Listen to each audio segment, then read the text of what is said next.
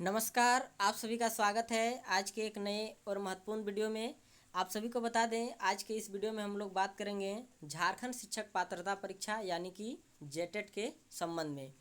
आपको बता दें कि कुछ ही दिन पहले जेटेट का संशोधित नियमावली जो है जारी कर दिया गया था। इससे कहीं ना कहीं यह संभावनाएं था कि जो नया जेटेट है यह प्रकाशित किया जाएगा।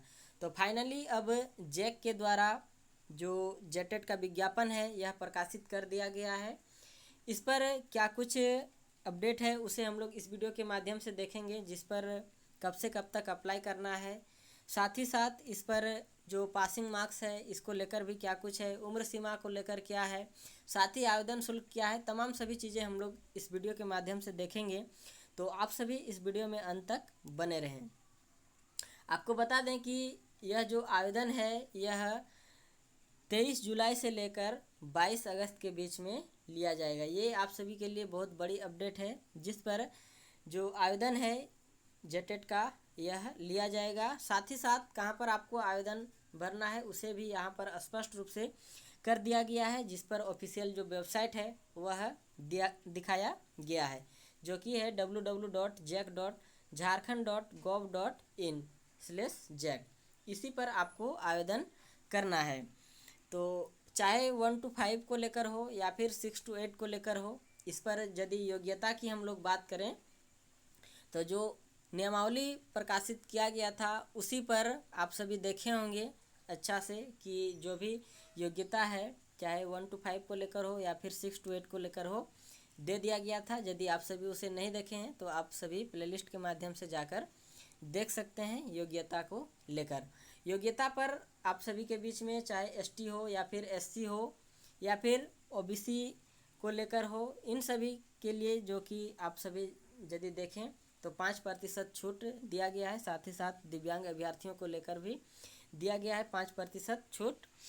और अब इस पर हम लोग यदि बात करें तो 2 लेवल पर इस पर जो एग्ज़ाम है यह होगा, चाहे एक 1 to 5 को लेकर हो या फिर 6 to 8 को लेकर हो। अवधि की यदि हम लोग बात करें तो अवधि जो होगा 1 to 5 को लेकर भी 2.5 घंटा होगा और साथ ही साथ 6 to 8 को लेकर भी 2.5 घंटा का जो एग्ज़ाम है यह लिया जाएगा। और जो दृष्टिबाधित दिव्यांग श्रेणी से आते हैं उन सभी के लिए जो अतिरिक्त रूप से 30 मिनट का समय दिया जाएगा उन सभी के लिए। तो आप सभी के लिए यह जो महत्वपूर्ण रूप से दिया गया है। साथ ही साथ जो एग्ज़ाम लिया जाएगा इसको लेकर यहाँ पर एक महत्वपूर्ण चीज़ें दे दिया गया है। आप सभी यदि यहाँ पर समझें तो जो एग्ज़ाम होगा यह कौन सा स्तर का होगा इसको लेकर।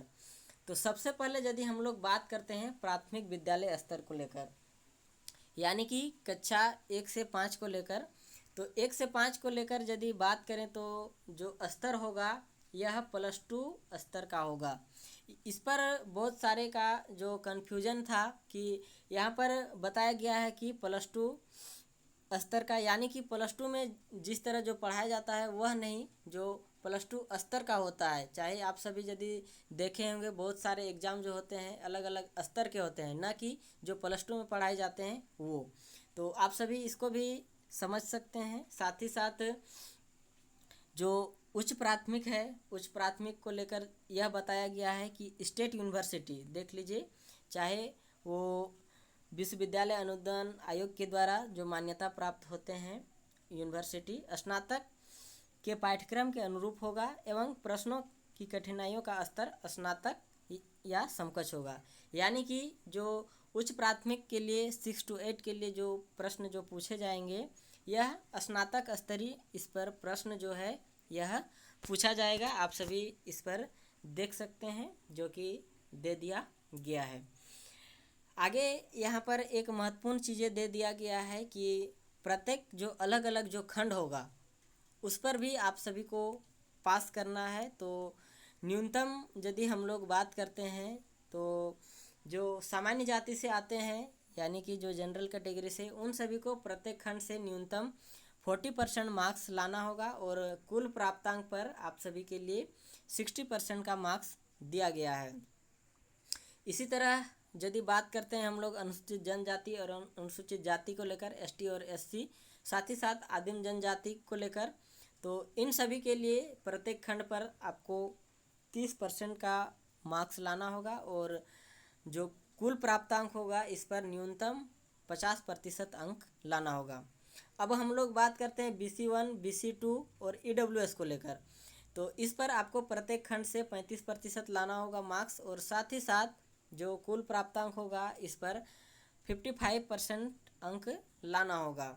बात करते हैं हम लोग दिव्यांग को लेकर। तो दिव्यांग पर आप सभी देख लीजिए, इस पर प्रत्येक खंड से 30% पास करना होगा और ऑल ओवर जो होगा यह 50% अंक इस पर आपको लाने होंगे। और एग्ज़ाम जो होगा यह आप सभी देख लीजिए, जो कि ओमार सीट पर लिया जाएगा, यानी कि ऑफलाइन एग्ज़ाम इस पर लिया जाएगा। अब यहाँ पर जो आवेदन शुल्क है इसको लेकर दिया गया है, तो देख लीजिए। सबसे पहले 1 to 5 को लेकर यहाँ पर दिया गया है, फिर 6 to 8 को लेकर दिया है, या फिर 1 to 5 और 6 to 8 दोनों के लिए। तो सबसे पहले जो दिया गया है जनरल कैटेगरी को लेकर, तो इस पर आप सभी का यदि आप 1 to 5 भरते हैं तो 1300 रुपया लगेगा, या फिर 6 to 8 भरते हैं तो भी 1300 लगेगा, और यदि दोनों भरते हैं तो 1500 इस पर लगेगा।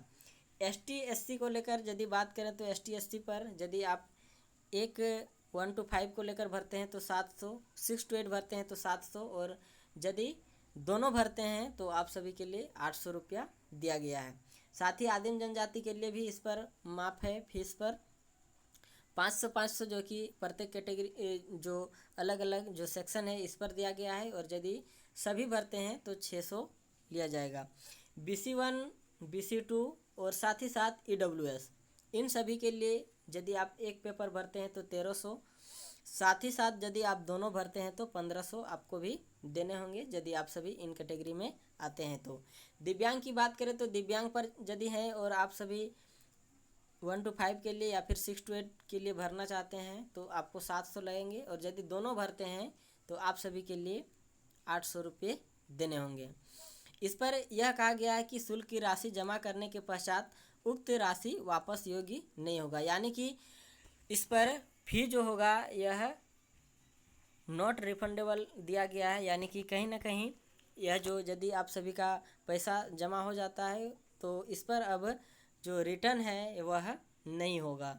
यह सभी चीज़ें जो कि आप सभी के बीच में दिया गया है जेटेट को लेकर। बाकी आप सभी यदि सिलेबस को लेकर समझें तो सिलेबस भी आप सभी का यह जो वेबसाइट है यदि समझें तो जो ऑफिशियल जो वेबसाइट है इस पर आप सभी का दे दिया जाएगा, और वहीं से आप सभी जो डाउनलोड है वह कर सकते हैं। देख लीजिए, यहाँ पर अच्छा से लिखा गया है कि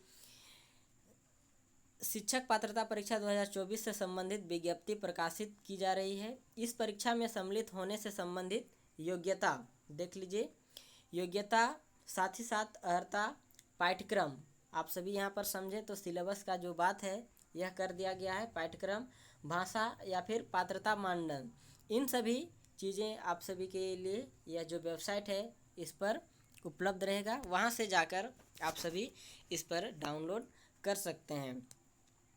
बाकी आप सभी देख सकते हैं, यही था आप सभी के लिए अपडेट। आगे की अपडेट के लिए बने रहें हमारे इस YouTube चैनल के साथ। मिलते हैं कुछ नए और महत्वपूर्ण तथ्यों के साथ, तब तक के लिए आप सभी का बहुत बहुत धन्यवाद।